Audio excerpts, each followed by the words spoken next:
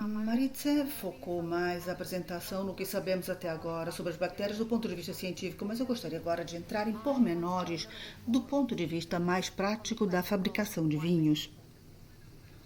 Para vocês que são produtores de vinhos, temos aqui 4 considerações fundamentais com relação à fermentação malolática ou é o estilo de vinho que queremos ou não queremos. Então, esta é uma questão que colocamos e se for assim, vamos inocular ou vamos esperar que seja feita espontaneamente. E se for feita a inoculação, quando será feita a inoculação? Já foi dito isto com relação à inoculação sequencial também. Chegamos então à inoculação. Visto que vamos fazer a inoculação, quais são as bactérias e por quê? E então, a Mari nos falou sobre como é possível variar o tipo de vinho, dependendo de como se vamos utilizar a fermentação malolática ou não. Então, os que não são feitos com MLF são mais frescos, com uma acidez diferente. Portanto, os que são feitos com MLF, dependendo da bactéria e quando foi acrescentada, chega-se a ter vinhos mais frutados, mas de um modo geral são vinhos mais complexos, com um aroma mais voltado para, vamos dizer assim, um setor mais amanteigado. Portanto, segundo lugar, se nós quisermos, portanto, decidimos colocar MLF no vinho, então a pergunta é, vamos fazer a inoculação ou vamos aguardar que aconteça de maneira espontânea? Ambas as opções têm prós e têm contras, mas de um modo geral, a espontânea é um risco.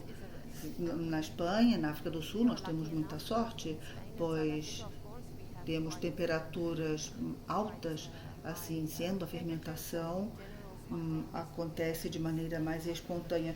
Porém, corre-se o risco que o processo seja feito de maneira parcial ou sequer aconteça. Devido a estes riscos, nos últimos 20 ou 30 anos, nos buscamos soluções para ter uma fermentação malolática completa. A segurança é um aspecto muito importante e que nós vimos nos últimos 10 ou 15 anos é que se tornou o nosso foco de interesse principal é o impacto nos percentuais organoléticos do vinho. Eu me dedico a passear, mas aqui por estes aspectos, mas aqui me pedem para entrar em pormenores. Então, vamos lá. Como são as bactérias em relação ao pH, etc. E vamos fazer uma comparação com o que de fato tem que se manter. Podemos ver uma variação grande, como a professora acabou de dizer, nenhum dos dois fatores acontece de maneira independente, todos interagem e desta forma o que vemos, nós não podemos nos fixar num fator só, nós temos que ver como tal fator interage com os demais e aí é onde realmente a cultivação das bactérias comerciais entram em jogo. O que de fato nós queremos, bactérias que trabalhem sozinhas, mas queremos que alcancem os nossos objetivos. Então vamos analisar alguns fatores gerais e depois vamos entrar nos menos gerais. E lembre-se que nós queremos falar em fermentação malolática nos principais 4 parâmetros, quais são um controle, monitoração, mas nós temos que estar conscientes de que entre estes fatores que nós já vimos, e eu não sei se acontece o mesmo na Espanha e na África do Sul, e sem dúvida eu diria que sim, o que eu vejo é que com essas mudanças climáticas, as questões meteorológicas que vão se alterando, o que nós vemos é uma alteração todos os verões são mais úmidos e a fase de amadurecimento, portanto, altera-se. Nós vemos a grande necessidade de agir propriamente nas vinhas. E isso também acarreta riscos em outros momentos do ano e isso pode ter também um impacto negativo na vida das bactérias. Por exemplo, algo que nos Vemos também a produção em áreas imensas, pois quanto maior for o tanque de produção, menor vai ser a interação, menor vai ser a vida da bactéria, e fatores devem ser levados em consideração. E na hora de pensar na fermentação malolática, por exemplo, temos que pensar na importância do levedo, que nós vamos saber que sim, temos que ver que sejam apropriadas as bactérias para aquele tipo de levedo e o levedo para aquele tipo de bactéria. Pois também temos que levar em consideração a fermentação alcoólica, que também tem muita importância. A professora comentou também esse aspecto, pois vemos que alguns mitos, os ácidos málicos são baixos demais, isso tem que ser medido e controlado.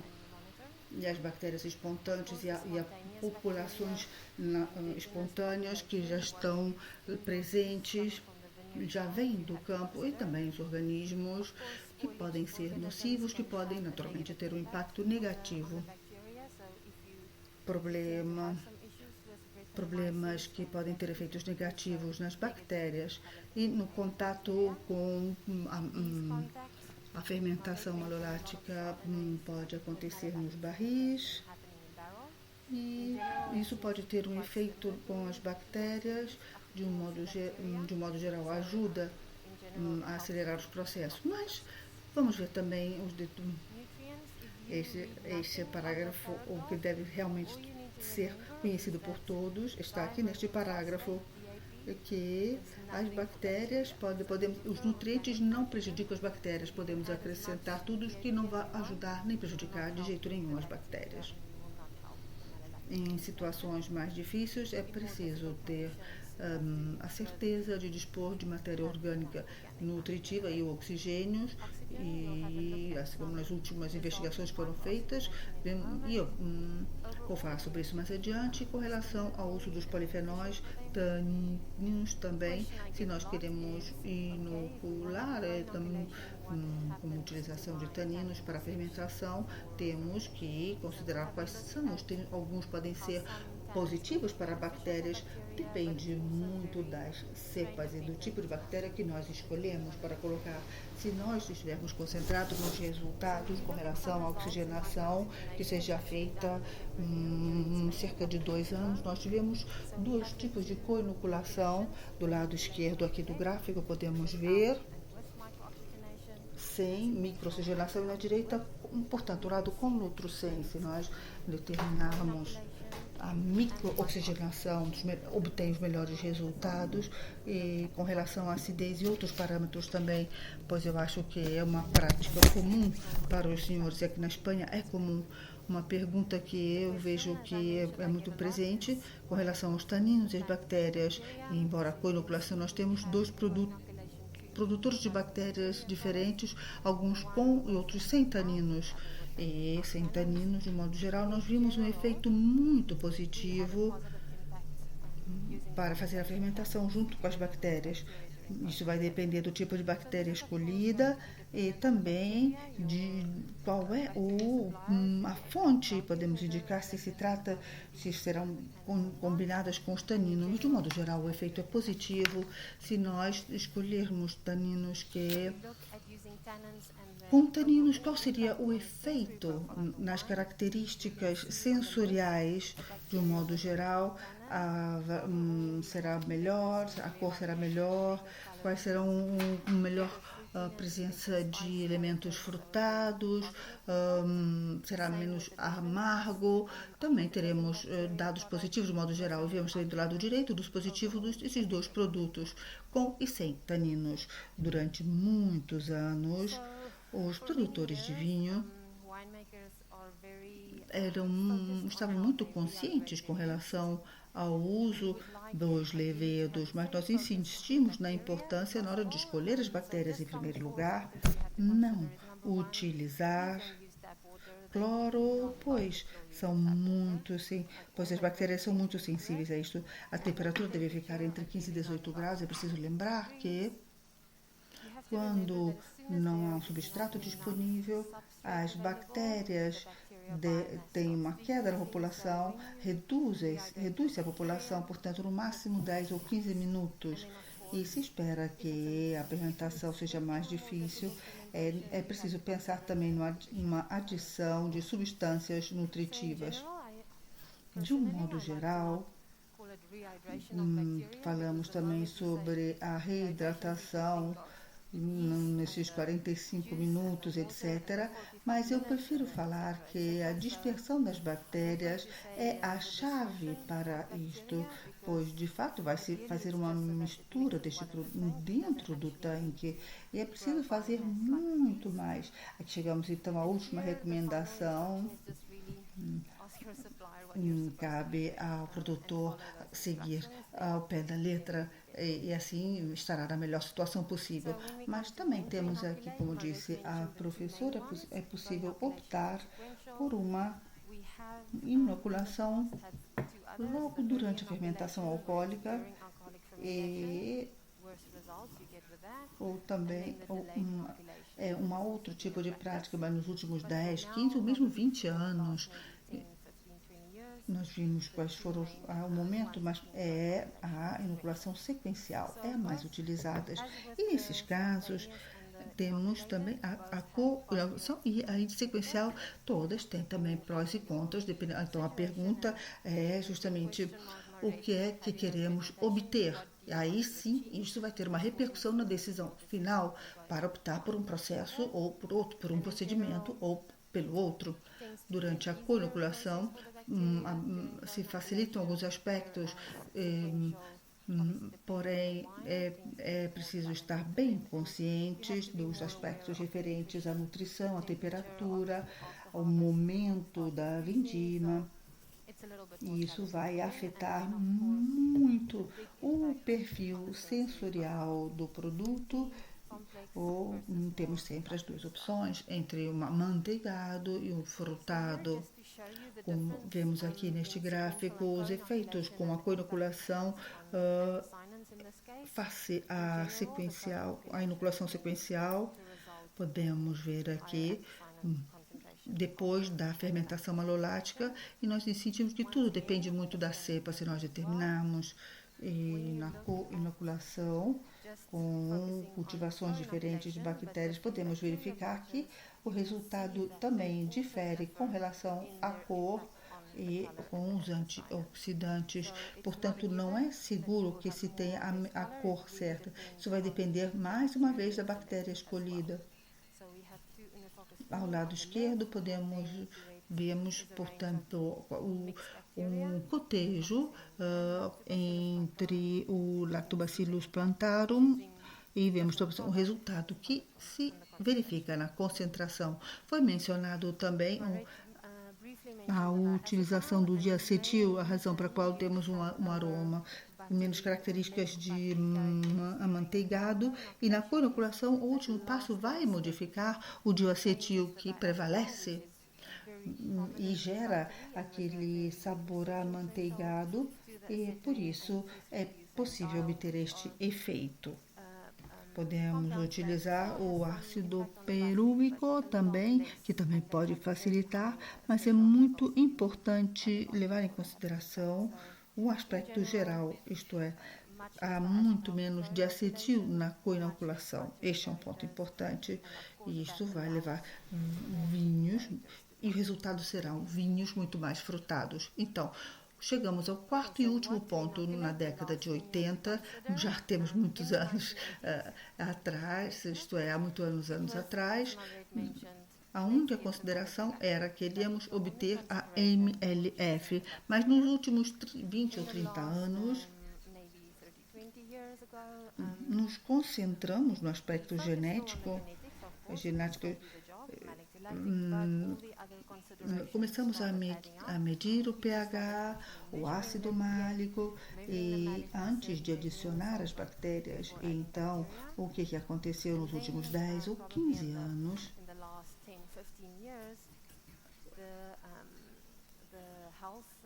Os aspectos diferentes da saúde com relação à fermentação malolática, pensando em exportar os vinhos para determinados países, era importante levar em consideração tais aspectos e, afinal, isso vai depender muito das características da cepa. Assim sendo, aquele que o fornecedor das bactérias cultivadas deve dar indicações exatas. E chegamos então a um comentário muito interessante. Chegamos num ponto em que nós temos a ideia das bactérias, assim como pensávamos nos levedos, selecionando os levedos, dependendo do perfil de vinhos que pensávamos em obter. E agora as pessoas começam a entender que é possível utilizar as bactérias para influenciar o perfil sensorial dos vinhos.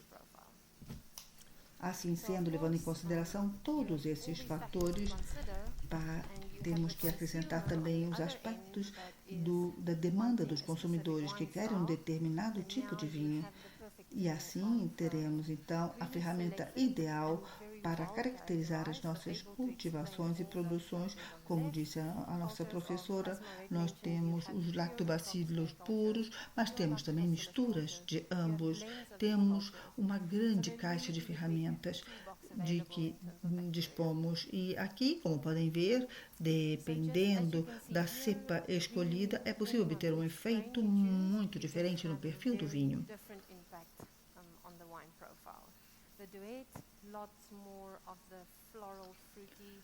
A questão é como conseguir vinhos mais frutados. Pode ser resolvido assim. Com relação à inoculação sequencial, é possível selecionar um tipo de cultivação que tenha características mais de fruta madura ou bom, me pediram para falar muito mais devagar, mas eu falo muito rápido sempre.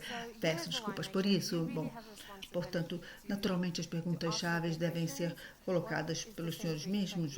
Naturalmente, quem produz tem que saber qual é o impacto sensorial que deseja, mas eu diria que esses 4 aspectos sobre os quais falamos, como por exemplo o pH, etc., são elementos essenciais. Então, é necessário decidir o que, portanto, uma vez que já se sabe o que se deseja obter, aí sim é possível passar a escolher os instrumentos e ferramentas e bactérias também. Então, o que eu lhes recomendo é considerar não apenas a fermentação alcoólica, mas controlem também o tipo de bactérias e partam sempre desses aspectos que nós apresentamos.